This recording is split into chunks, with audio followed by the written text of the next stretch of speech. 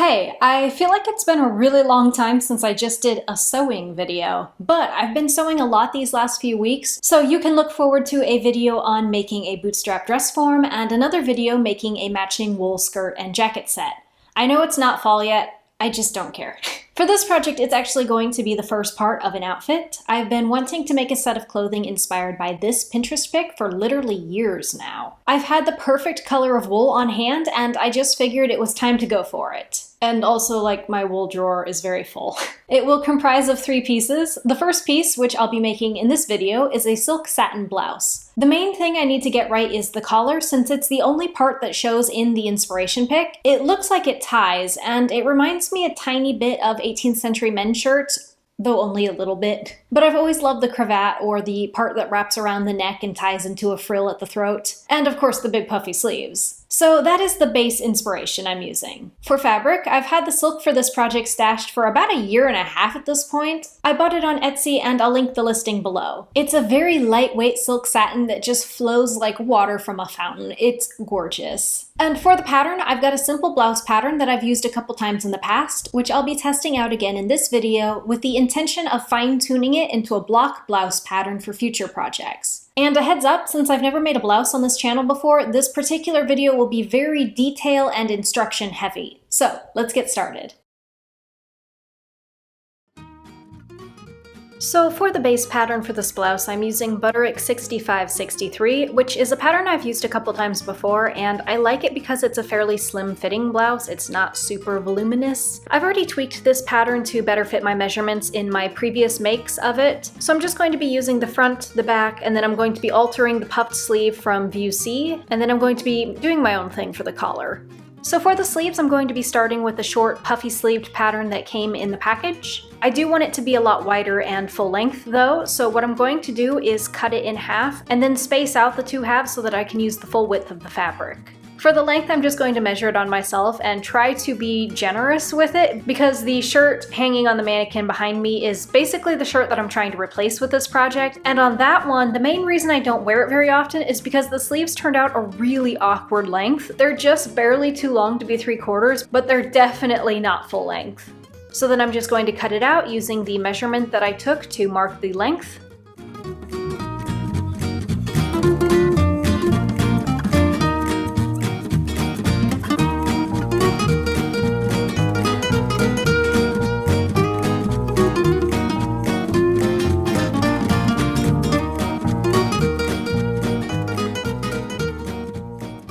And then for the cuffs, I'm also going to measure them out pretty generously because I don't know exactly how long they're going to need to be to fit snugly around my wrist, because I don't want them to be falling down over my hand and I don't want them to be too tight either, which I have definitely done before. So I'm just going to cut them out pretty generously so I can trim them down later.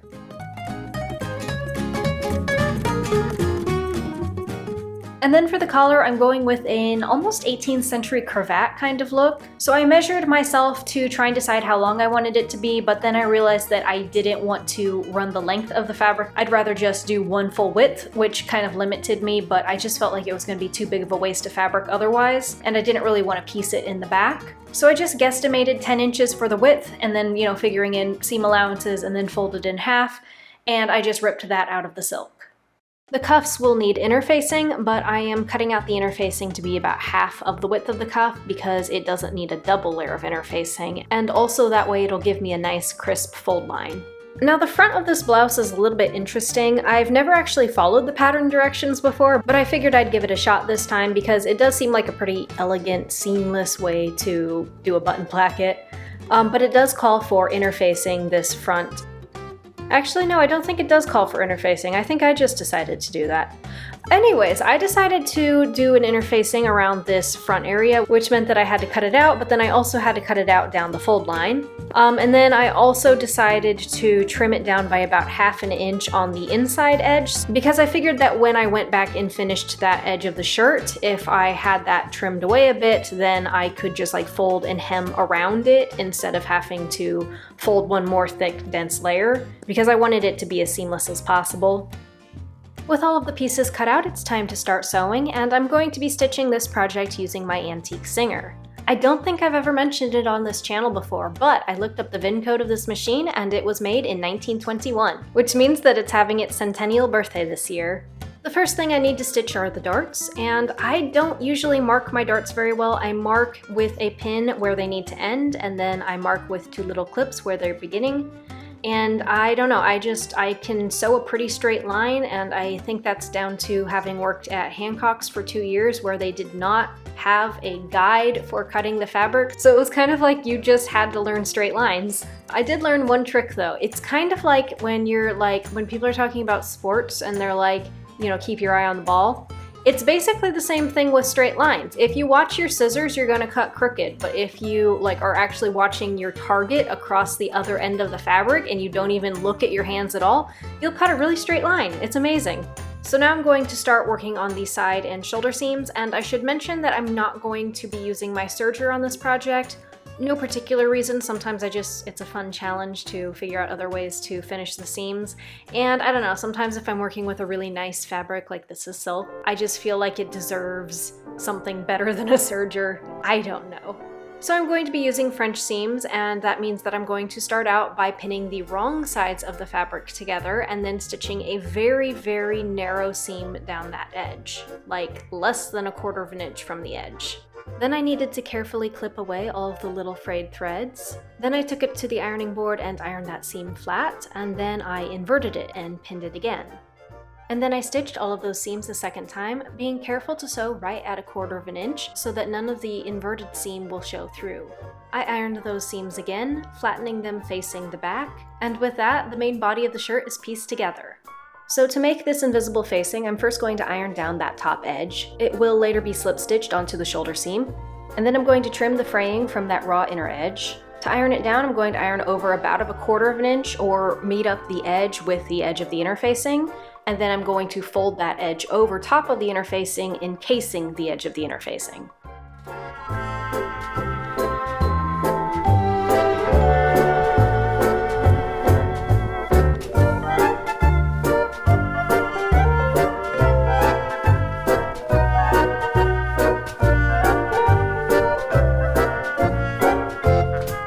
For the next stage of this facing, this is where I'm going to start veering away from the instructions.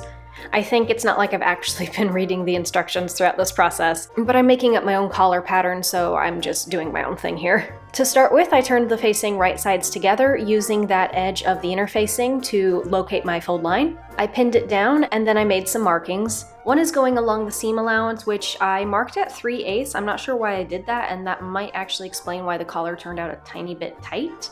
And then the other was down from the center front line, which was about 1/2 of an inch, and that is also the line where the buttonholes will go. Then I'm going to use these markings to sew a very exact little L shape on the machine, and I'm going to make sure to actually backstitch this time since this will get a little bit of stress. And then I'm going to clip into that corner and then turn the facing right side out, using a pin to get it nice and crisp. Over on the ironing board, I'm pinning those facings around the neckline. And this is what the neckline looks like right now. Back of the machine, I am stay stitching all the way around the neckline, which will hold the facing in place and will stabilize the back without the facing. And then while I was doing stay stitching and stabilizing, I decided to go ahead and stitch all the way around the arm size to stabilize those while I'm working on other things, and then once I get to the sleeves. Okay, so I'm getting ready to quit for the day, and I know it doesn't look like I got much done, but I got basically all of the prep work done, which means that tomorrow I'll be down to the collar, the hem, the sleeves, and then the buttons and buttonholes. I don't like the way this is kind of bubbling up and visible through the fabric. I could just cut it off and then zigzag stitch it, or do like a hand blanket stitch or something that might lay a little smoother than the thick little hem I did, which is a little sad because that hem turned out so perfect, except right there it was kind of bubbling up because it was trying to go around this curve and the silk was stretching out. So we will see what I end up deciding. Okay, so I slept on it and I figured out what I want to do. I really love the way this goes together. It's very elegant, and it gives you the least amount of visible stitches when you're done. But I remembered why I changed the pattern when I made the previous 2 shirts, and it's because they were a very lightweight, semi-transparent fabric. and I don't like the way this looks when you can see it through the fabric. So I think this would be an excellent method if it was like a cotton, like a heavier weight linen or something that you're not going to see through. But as things are, I think what I'm going to do is do it this way instead, which luckily I cut extra fabric, not too little, so that works out fine. But also my thread doesn't match. Like, I only have pure white thread, so I kind of need to go to Joann's before I get started. All right. Let me reiterate, I really do like this facing method, which is why I kept all of the footage of doing it, even though it ended up not being the best choice for this particular project. So I went back and I seam ripped out that stay stitching, and then I went back and marked a line 1.25 inches away from that fold line, and then I trimmed off the excess, saying a sad goodbye to my tiny hem.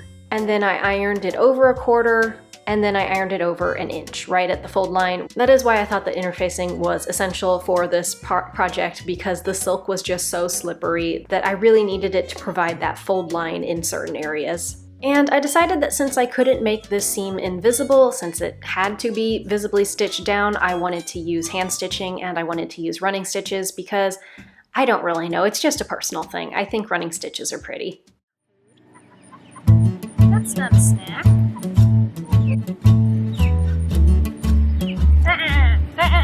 Put that.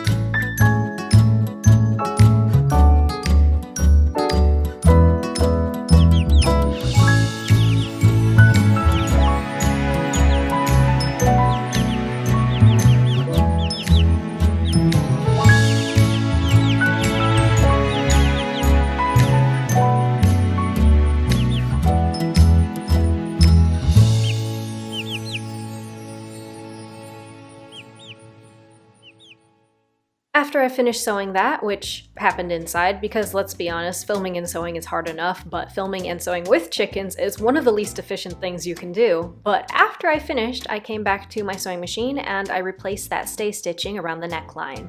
The hem will be super simple, just ironing over 1/4 inch twice, pinning it down, and then I'm going to be hand stitching it as well. To start with attaching the collar, the first thing I'm going to do is actually clip into that stay stitching all around the neckline. This is something I learned to do pretty recently, and it's so obvious, but I never thought to do it before. But it makes sewing curves to things so much easier. Next, I'm going to line up the center back of the neckline with the center of the collar. And then I'm going to start pinning out in each direction from that midpoint, smoothing it out as I go until I get to that little clipped L at the center front. And then I'm going to sew all the way around the neckline, keeping my line of stitching just barely inside my line of stay stitching from before. And then when I got to the end, this point will see some stress, so I really could have back tacked here, but instead I just stitched off the edge, kind of like you do with a serger. And here's what it looks like all spread out. So I'm going to fold that collar down over top itself, right sides together, and then start lining up the edges, starting with the corners so I can keep everything straight with this shifty silk. So starting with one corner, I'm going to work my way into the center. And I find that I can tuck the shirt inside the tube, at least to an extent, which does help because if I can sew this tube up until the shoulder seams, then that's just that much less that I'll have to hand stitch. But before I sew this, I want to cut the tube into a nice angle. I'm using my ruler to find a 60-degree angle, tracing it in, and then trimming it down, and then replacing my pins. And here's what it currently looks like with the two long pinned arms, and then the rest of the shirt kind of spilling from the middle. Now I can sew down those arms, but I am going to make sure I back tack this time because the opening in the middle will see a bit of stress when I'm turning them right side out. And then I'm going to go nice and slow around the corners to make sure that peak is all crisp, I do not have a problem sewing peaks, but if you do have a problem guesstimating the distances and measurements and seam allowances, there is no shame in just drawing a line to trace. I do that with my sewing students all the time. That's why I love those blue markers so much. I just draw on their projects, like here, sew right here. It works great. Now that those tubes are sewn, I'm going to clip the corners and then turn it all right side out. This is kind of a satisfying thing to do when you're working with slippery silk. It's basically the only satisfying thing about working with slippery silks. Then there is this opening at the back of the neck, so I'm just going to start pinning that down. And this would have been much easier to do, and it would have looked a lot nicer if I had just ironed that little edge before I started trying to pin it. But I didn't, and so it was bubbly. It's fine. But just iron it if you're gonna do it, especially if you're working with silk. I don't know why I did that, probably just because the camera was rolling and I didn't feel like standing up and moving it. But anyways, then I was able to finish that opening off using a simple slip stitch. Okay, so day 3, and okay. I only gave myself 2 days for this particular part of the project, and I'm already on day 3 and it's clearly not done. So, yeah, gotta work on the sleeves. And then this, I'm really not that happy with. I think that I just made it like maybe twice as wide as it needed to be. I liked the idea of fullness, but this really isn't a very good fabric for fullness because it's not like, it doesn't like gather enough. It would need to be something more like crinkly, I think, to really work that well. So I might end up going back and redoing part of that. I mean, it would take a while. It wouldn't take an insane amount of time. I just feel like it's really bungy and it's not gonna have like enough drape to really have the look I wanted.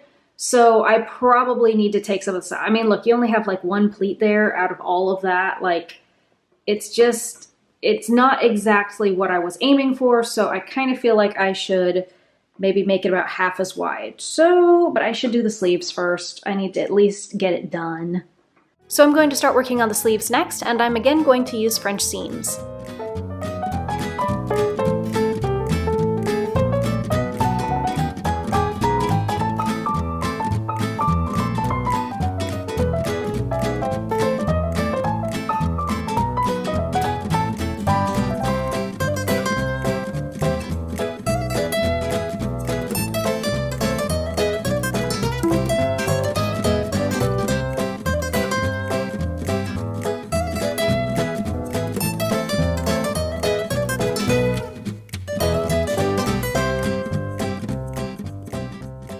To attach the sleeves, I first need to run a gathering stitch around the cap. On this antique machine, the stitch length is controlled with a thumb screw, and if I twist it all the way in tight, it'll give me the longest stitch. Just like when I attached the collar, I'm going to start out by clipping around the entire arm's eye, right up to the line of the stay stitching. I'm going to gently tug on that thread to gather up the cap, and then I'm going to adjust the gathers and pin them in place. I do find it helpful to stitch as close as possible to the line of stay stitching, otherwise your gathers tend to clump up a little bit. But now that the sleeves are attached, I need to make a tiny placket opening for the cuffs. If you've watched many of my videos, you might have seen me make plackets before, usually to put in skirts. This is basically the exact same thing, just on a much smaller scale. I'm going to start out by cutting a couple strips of the silk at about 1 inch wide. And then I'm going to take them to the ironing board and I'm going to fold in both sides at about 1/4 inch and then fold it in half to make something kind of like bias tape, except I don't know if you can call it bias tape if it wasn't cut on the bias, but you know what I mean. Then I'm going to take the sleeve and fold it to find the side back, and then I'm going to mark up about a 2.5 inch long line, open that up, and then pin one of the plackets to it. Sewing plackets this way is a little bit difficult to describe. It's one of those things you kind of just, you figure out when you actually do it. But you do unfold the placket and then pin the right side of the placket to the right side of the sleeve. And one of the 1/4 inch fold lines will act basically as your stitching line. You have to open the slit you just cut, and then when you're actually stitching closer to that corner, it will slide away from the 1/4 inch a little bit, so that by the time you get to the actual point of the slit, you are just barely still sewing on it. I hope that made sense. Again, it's the kind of thing that it's really hard to describe, but if you just try it and see it for yourself, it'll probably just click into place. So now one side of the placket is sewn on, and I know I said to sew them right sides together. I actually messed that up, so, you know, do what I say, not as I do. So I'm going to iron that out. Then I'm going to re-iron the original lines since they tend to lose their crispness. Now I can fold that tape back over itself and it should completely enclose the raw edges. Typically you can stitch this by machine now, but since on this project I've kind of already set a standard of all visible stitches being running stitches by hand, I decided to just hand stitch it too. Cut off that little bit of excess, and here's our placket, nice and smooth. However, it is going to be a bit bubbly at the corner, so what I would normally do if this was for a skirt is I would fold it over and flatten it with the iron and then stitch it down. This time, since I don't want it to be quite that flat, what I'll do is just fold it in half and then do a little V-stitch across the fold. Now that the placket opening is finished, I can go ahead and gather up the lower edge of the sleeve and get ready to attach it to the cuff. If you remember, I cut my cuffs a bit oversized because I wasn't exactly sure how long I needed to make them, so now I'm going to use my previous cuff to try and guesstimate that, and then I'm going to trim my cuffs down to match. And these are my little olive eggers. It's literally not even my fault. I just go in to buy feed, and every time I go in, they have new breeds that I need. So to prepare these cuffs, I'm going to iron down the uninterfaced edge by about 1/4 inch. Then I'm going to fold them right sides together, using the interfacing to note my fold line, and then pin the 2 sides. Then I can stitch these sides, making sure to back tack at the lower edge. To attach the cuffs to the sleeve, I'm going to take the interface side, the one that has not been ironed over, and I'm going to start attaching that one to the sleeve, right sides together. And then of course, this one will also need to be gathered and adjusted and pinned before I can sew it. When I stitch this, I'm just going to start right at that fold line, and then I can fold that right side out and tuck all of the raw edges to the inside and start to pin down that folded edge. And I apparently forgot to film myself whip stitching this edge down, but here's what it looked like when it was done. Okay, redoing that collar only took about another 20 minutes, and I think that was well worth it. It looks much more like the picture now, and the way it's kind of straight along the back, but then it kind of gently folds at the tie. The bottom of it will look a lot better once I get it ironed. Okay, so what I am down to are finishing the edge inside the sleeve, and I might actually do a bit of a bias tape around it because I hate to use a serger for only that part if I haven't used it for anything else. So to bind the armscye seam, I made myself some more bias tape, and I trimmed the armscye down to a little bit under 1/4 inch, and I stitched one edge of the bias tape right over top the old seam. Then I can fold the other side down and pin it in place to fully encase the raw edges. And I sewed that side down using a small whip stitch. Well, good morning to day 4 of this 2-day project. First off, that is a beautiful sleeve binding. That is, I mean, I haven't ironed it yet, but highly recommend, especially if you don't have a serger and have some extra time to hand stitch. Lovely. So I still have to do the other side, and then I have to do all of the buttons and buttonholes for the whole thing, do a really, really good ironing job, and this blouse will be done finally. So why has this 2-day project taken 4 days? Well, one, because it's been a long time since I made a blouse, and I just kind of forgot how many fiddly little steps there are to them. Because like patterns like throw on a blouse like as an add-on because you really want the dress or the skirt or pants or whatever. But blouses aren't add-ons, okay? They're complicated.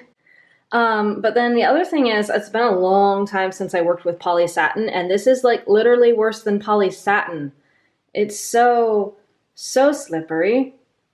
So yeah, every little fiddly step takes twice as long because you're working so hard to try and keep it all lined up, and knowing that you're probably failing miserably, but you have no real alternative. So for buttons, I have a giant jar of white buttons that I really should be using up, but when I went to Joann's, I realized that this silk has just a very subtle but very clear pink undertone, and when I was looking at buttons, I realized that almost nothing matched. Like all of the whites were either too green or too gray or too yellow. But then I found this one set of buttons that actually had a pink sheen that just matched perfectly. I don't know how well the colors show through on camera, but it was worth it just to buy a new packet and not use any of the million buttons I already have. And then for buttonholes, I always like avoid buttonholes. Like it's like the single greatest point of anxiety for me with sewing is buttonholes for no good reason. Actually, there is a reason. But then as soon as I sit down and start doing them, I realize that it's like Not a big deal. Every time. Yeah, no, the reason is because I didn't used to have a buttonhole foot, so I was trying to like use the buttonhole settings, but then just guesstimate and like manually push it. It was horrible. It was horrible.